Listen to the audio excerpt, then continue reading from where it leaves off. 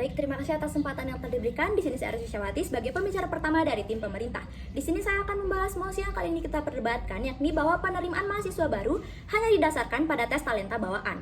Sebelumnya izinkan saya untuk mendefinisikan mosi yang akan kita perdebatkan kali ini, di mana penerimaan mahasiswa baru di sini diartikan sebagai suatu proses yang dilakukan dalam rangka menyaring calon mahasiswa yang lulus dari SMA atau sederajat untuk melanjutkan pendidikan ke jenjang berikutnya.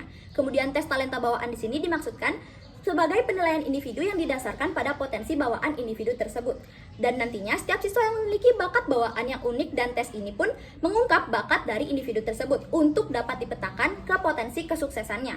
Dan di sini, mosi yang kita maksudkan di sini bahwa penerimaan mahasiswa baru hanya didasarkan pada tes potensi bawaan individu tersebut.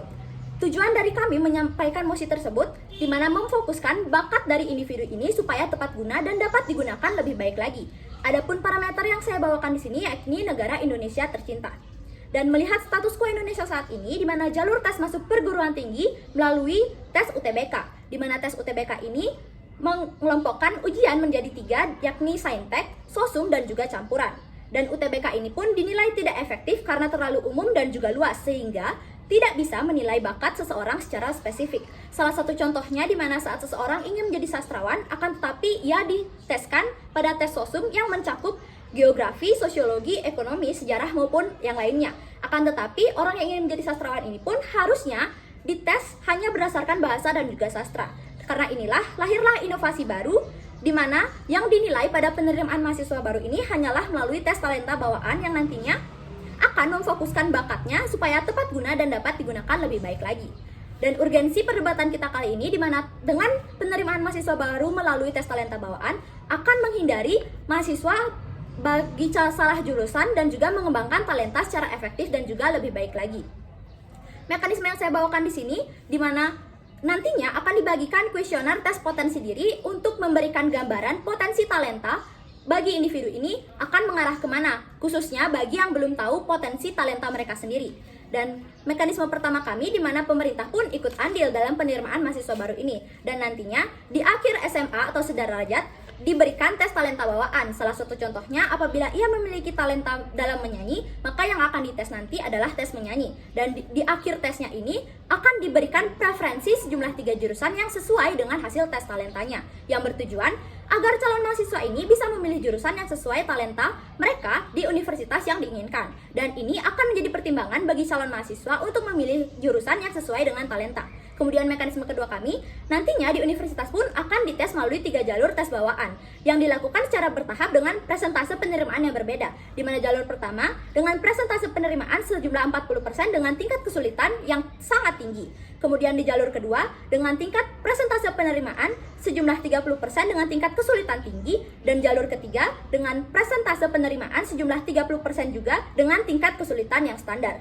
Dan semua calon mahasiswa ini pun harus ikut pada jalur pertama terlebih dahulu. Apabila ia tidak lolos dalam jalur pertama ini, maka ia pun memilih hak untuk mengikuti jalur kedua maupun jalur ketiga. Apabila tidak lolos di jalur kedua pun, ia dapat mengikuti tes di jalur ketiga, begitupun seterusnya. Dan alasan kami membawakan mekanisme ini, di mana nantinya mekanisme ini akan memastikan calon mahasiswa yang disaring memiliki peluang yang lebih untuk menentukan pilihan perguruan tinggi yang diinginkan sesuai dengan talenta bawaan mereka. Dan memasuki argumen kami, di mana argumen pertama kami berjudul tes talenta bawaan sebagai pedoman penentuan jurusan bagi calon mahasiswa. Hasil penelitian Indonesia Career Center Network atau ICCN pada tahun 2017 menunjukkan sebanyak 87% mahasiswa di Indonesia mengakui jurusan yang diambil tidak sesuai dengan minatnya.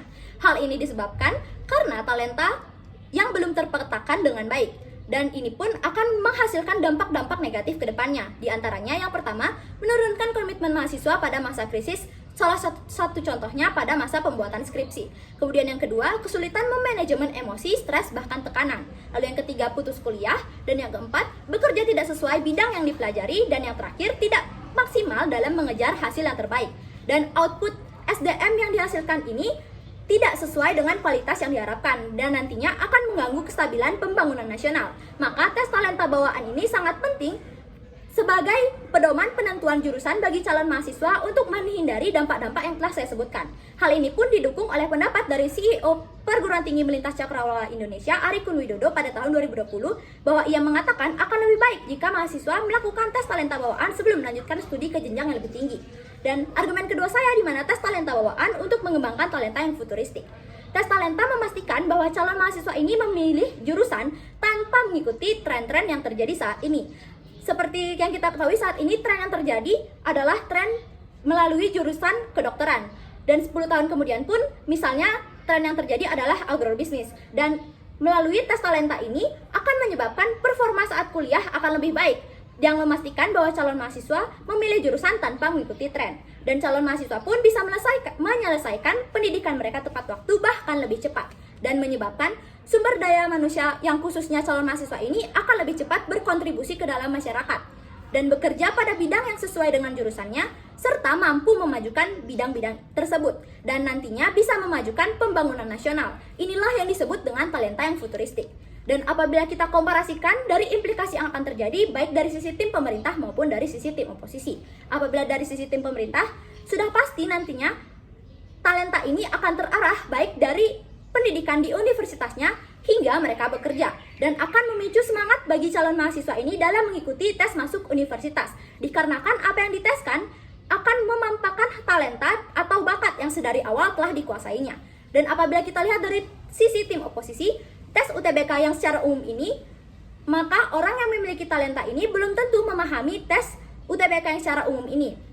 Kemudian yang kedua, dapat menimbulkan salah jurusan yang berpengaruh kepada bidang pekerjaan jurusannya maupun di bidang pekerjaannya. Kemudian yang ketiga, menurunkan semangat calon mahasiswa untuk mengikuti tes, dikarenakan hal yang diteskan atau materi yang diteskan tidak sesuai dengan bakat bawaannya.